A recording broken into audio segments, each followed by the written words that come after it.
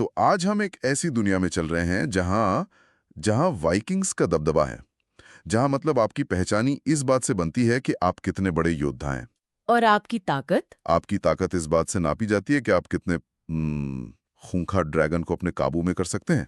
हमारे पास जो कहानी है, Viking initiation, brains over dragon brawn, वो इसी दुनिया के बारे में है। और इसमें जो बात मुझे सबसे ज्यादा खींचती है वो ये है कि इसका हीरो हीरो जैसा लगता ही नहीं है। हाँ, और शायद यही इस कहानी की सबसे बड़ी खूबी है। यह हमें मजबूर करती है कि हम हीरो होने की उन सभी पारंपरिक धारणाओं पर सवाल उठाएं जो हमने सुनी है। ये सिर्फ ताकत और बहादुरी की कहानी नहीं है। ये असल में परंपरा और नवीनता के बीच एक बहुत ही दिलचस्प टकराव को भी सामने लाती है। बिल्कुल। और ये टकराव शुरू होता है कहानी की सबसे पहली और सबसे जरूरी रस्म से। Dragon initiation programme. हाँ, ड्रैगन इनिशिएशन प्रोग्राम। सुनने में तो किसी स्कूल के प्रोग्राम जैसा लगता है, लेकिन ये वाइकिंग लड़कों के लिए एक तरह से मर्द बनने की परीक्षा है। नियम बहुत सीधा साधा है। ड्रैगन से भरी एक गुफा में जाओ जहां सब सो रहे हैं और अपने लिए एक ड्रैगन पकड़ कर ले आओ। पर ये सिर्फ एक ड्रैगन पकड़ने की बात नहीं है ना? आप कौन सा ड्रैगन चुनते हैं, इससे कबीले में आपकी हैसियत तय होती है। अच्छा। हाँ, ये एक तरह का सोशल स्टेटस सिंबल है। जो सबसे खतरनाक, सबसे बड़ा ड्रैगन लाएगा, वो सबसे बड़ा योद्धा माना जाएगा। बिल्कुल। तो हर लड़के पर जबरदस्त दबाव है खुद को साबित करने का। और इसी दबाव के बीच हमारा हीरो हिकअप आता है। जहां बाकी सब लड़के होड़ में लगे हैं कि कौन सबसे भयानक मॉन्स्ट्रस नाइटमेयर या ग्रोंकल पकड़ेगा, वहीं हिकअप के हाथ जो लगता है वो एक बेहद छोटा मामूली सा ड्रैगन है। बहुत ही छोटा। इतना छोटा कि उसके दांत भी नहीं है। मतलब एक वाइकिंग के लिए इससे ज्यादा शर्मिंदगी की बात क्या होगी। सही कहा। वो उसका नाम ही टूथलेस लिख देता है। ये एक तरह से उस समाज के मुंह पर तमाचा है। ये शुरुआत ही उसे बाकियों से बिल्कुल अलग खड़ा कर देती है। जहां दूसरे अपनी ताकत का दिखावा कर रहे हैं, वहीं हिकअप को एक ऐसा साथी मिलता है जो उसकी ही तरह शायद कमजोर और बाहरी समझा जाता है। यहीं से एक बड़ा सवाल खड़ा होता है, क्या ऐसी शुरुआत के साथ कोई हीरो बन भी सकता है, या वो हमेशा के लिए एक मजाक बनकर रह जाएगा। और यहीं से कहानी का असली मजा शुरू होता है। हिकअप को लगता है चलो ड्रैगन तो मिल गया, जैसा भी है, अब इसे ट्रेनिंग देते हैं। लेकिन टूथलेस को ट्रेनिंग देना आसान नहीं था। अरे वो तो लगभग नामुमकिन सा काम है। वो इतना जिद्दी है, किसी की सुनता नहीं, और हिकअप को तो वो अपना लीडर मानता ही नहीं। देखिए, वाइकिंग्स की ट्रेनिंग की किताब में इसका एक ही इलाज लिखा है, डर और दबदबा। हाँ। ड्रैगन को दिखाओ कि बॉस कौन है, उसे डराओ, धमकाओ और वो तुम्हारी बात मानने लगेगा। मतलब सदियों से यही तरीका चला आ रहा था। लेकिन हिकअप ये नहीं कर पाता।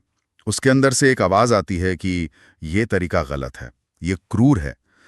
तो यहां मेरे मन में एक सवाल आता है, क्या ये सिर्फ उसकी दया थी या एक तरह की चालाकी भी?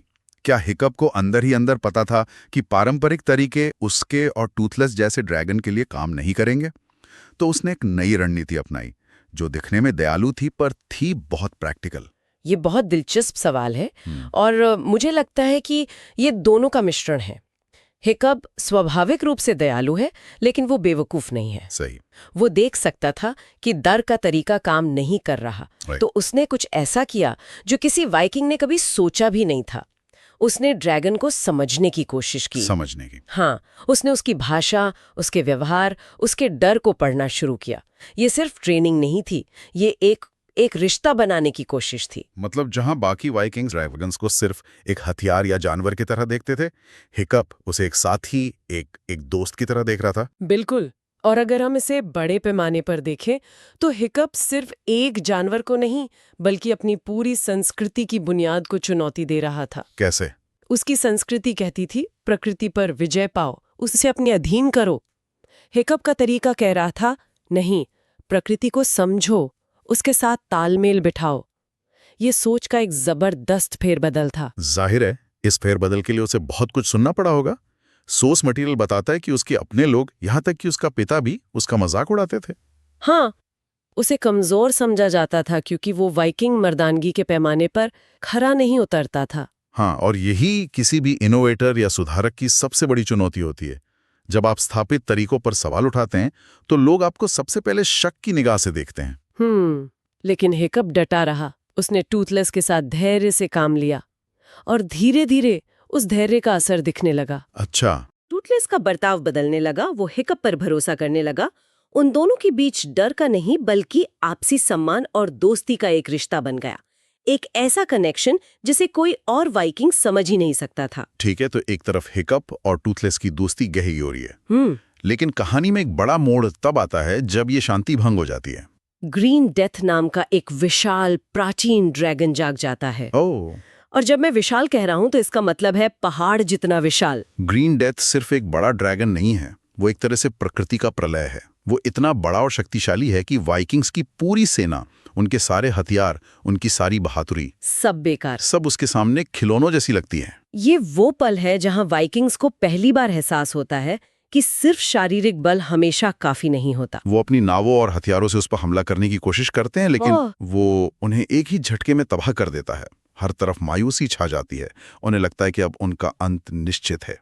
यहाँ आकर उनके सारे पुराने तौर तरीके धरे के धरे रह जाते हैं। ये कहानी का वो बिंदु है जहां स्थापित व्यवस्था पूरी तरह से फेल हो जाती है। वो सारे गुण, ताकत, क्रूरता, आक्रामकता जिन्हें वाइकिंग सबसे ज्यादा महत्व देते थे, इस नई चुनौती के सामने बिल्कुल बेअसर साबित होते हैं। तो क्या इसका मतलब ये है कि उनकी पूरी जीवन शैली ही एक गलती थी? शायद गलती नहीं, पर अधूरी जरूर थी। हाँ, शायद। और जब सारे बड़े बड़े योद्धा हार मान लेते हैं, तब वो लड़का सामने आता है जिसे सबने नजरअंदाज किया था, हिकअप। वही हिकअप। जहां बाकी सब अपनी ताकत से लड़ रहे होते हैं, हिकअप अपनी बुद्धि का इस्तेमाल करता है। और यही सबसे आकर्षक मोड़ है। हिकअप की वो सारी चीजें जिन्हें लोग उसकी कमजोरियां समझते थे, उसका छोटा कद, जानवरों के प्रति उसकी सहानुभूति, उसका ज्यादा सोचना, वही उसकी ताकत बन जाती है। वही उसकी सबसे बड़ी ताकत बन जाती हैं। क्योंकि उसने ड्रैगन्स को सिर्फ लड़ाना नहीं सीखा था, उसने उन्हें समझना सीखा था। तो उसकी योजना क्या थी? मतलब वो सिर्फ ड्रैगन से लड़ना नहीं चाहता था, वो एक तरह से उसके मनोविज्ञान के साथ खेलना चाहता था। बिल्कुल, ये किसी वाइकिंग के लिए सोचना भी नामुमकिन रहा होगा। सही। उसने ड्रैगन्स के व्यवहार की अपनी गहरी समझ का इस्तेमाल किया। वो जानता था कि ग्रीन डेथ जैसे विशाल ड्रैगन को सीधे सीधे नहीं हराया जा सकता। उसे उकसाना होगा, उसे उसकी अपनी ताकत को ही उसके खिलाफ इस्तेमाल करने पर मजबूर करना होगा। मतलब ब्रूट फोर्स नहीं? नहीं, बिल्कुल नहीं। उसकी योजना, रणनीति और ड्रैगन साइकोलॉजी पर आधारित थी। और इस योजना को अंजाम देने के लिए उसे अपने साथी टूथलेस की जरूरत थी। हाँ। वो दोनों एक टीम की तरह काम करते हैं, हिकअप का दिमाग और टूथलेस की रफ्तार। ये एक ऐसा कॉम्बिनेशन था जिसका सामना ग्रीन डेथ नहीं कर पाया। उन्होंने उस विशाल ड्रैगन को एक ऐसी स्थिति में फंसा दिया जहां उसका विशाल आकार ही उसकी कमजोरी बन गया। और अंत में उसकी यही चतुर रणनीति ग्रीन डेथ की हार का कारण बनती है। ये शायरिक जीत से कहीं बढ़कर थी। हाँ, ये बुद्धि की, रणनीति की और एक नए नजरिए की जीत थी। इसने साबित कर दिया कि सबसे बड़ी समस्या का हल हमेशा सबसे बड़े हथियार से नहीं निकलता। तो जब धूल छटती है तो हिकअप एक हीरो बन चुका होता है। पूरा कबीला जो कल तक उसका मजाक उड़ाता था, आज उसकी जय जयकार कर रहा है। लेकिन दिलचस्प बात यह है कि वो हीरो इसलिए नहीं बना कि वो वाइकिंग्स के सांचे में ढल गया। नहीं, वो हीरो इसलिए बना क्योंकि उसने उस सांचे को ही तोड़ दिया। सही कहा। उसने हीरो बनने का एक नया तरीका ईजाद किया। ये कहानी कई गहरे विषयों पर बात करती है। पहला तो साफ है, बुद्धि की पाश्विक शक्ति पर जीत। हाँ। लेकिन उससे भी गहरा विषय है बहादुरी की परिभाषा को फिर से लिखना। ये हमें सिखाती है कि बहादुरी हमेशा चीखने, चिल्लाने या लड़ने भिड़ने में नहीं होती। बिल्कुल। कभी-कभी सबसे बड़ी बहादुरी भीड़ से अलग खड़े होने और ये कहने में होती है कि रुको, शायद एक बेहतर तरीका भी है। एक और बात जो मुझे इस कहानी के बारे में बहुत पसंद आई और जिसका जिक्र हमारे सोर्स मटेरियल में भी है, वो है इसका लिखने का अंदाज। ओह हाँ। ये कोई बहुत भारी भरकम उपदेश देने वाली कहानी नहीं है। इसे बहुत ही मजेदार और हल्के फुल्के अंदाज में लिखा गया है। हाँ, इसका ह्यूमर बहुत अच्छा है। इसका ह्यूमर इन गहरे विषयों को बच्चों और बड़ों दोनों के लिए बहुत मनोरंजक बना देता है। बिल्कुल। और ये पहचान और आत्मस्वीकृति के बारे में भी बहुत कुछ कहती है। हिकअप का सफर असल में खुद को स्वीकार करने का सफर है। शुरुआत में वो दूसरे वाइकिंग लड़कों जैसा बनने की बहुत कोशिश करता है और हर बार नाकाम होता है।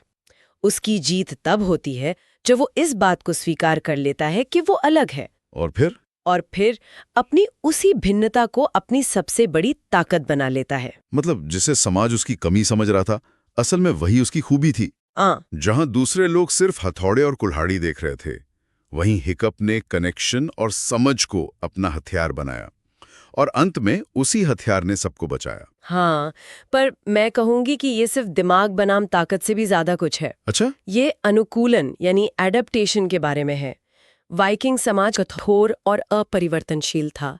वो एक ही तरीके से सोचते थे, एक ही तरीके से लड़ते थे, और ग्रीन डेथ ने दिखाया कि ऐसी कठोरता एक बहुत बड़ी कमजोरी है। और हिकअप? हिकअप की असली ताकत उसकी अनुकूलन क्षमता थी, बदलती हुई परिस्थिति के हिसाब से सोचने और काम करने की क्षमता। ये तो सच्चे नेतृत्व का भी एक बड़ा सबक है। हाँ? कहानी दिखाती है कि सच्चा लीडर वो नहीं जो हुक्म चलाता है, नहीं, बल्कि वो है जो दूसरों को समझता है और साथ लेकर चलता है। हिकअप ने टूथलेस पर अपना हुक्म नहीं चलाया, उसने उसका सम्मान जीता। सम्मान जीता, हाँ। और इसीलिए जब सबसे ज्यादा जरूरत पड़ी तो टूथलेस ने उसके लिए अपनी जान दांव पर लगा दी। बिल्कुल। ये प्रभुत्व, डोमिनेंस और नेतृत्व, लीडरशिप के बीच का फर्क है।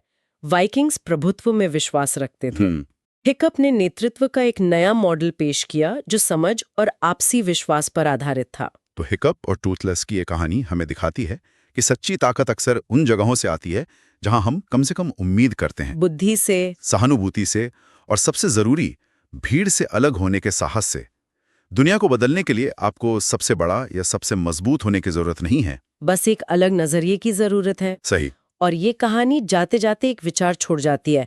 शायद सबसे बड़ा साहसिक काम दुनिया को वैसे ही स्वीकार करना नहीं है जैसी वो है, बल्कि उस पर सवाल उठाना और एक बेहतर रास्ता खोजना है।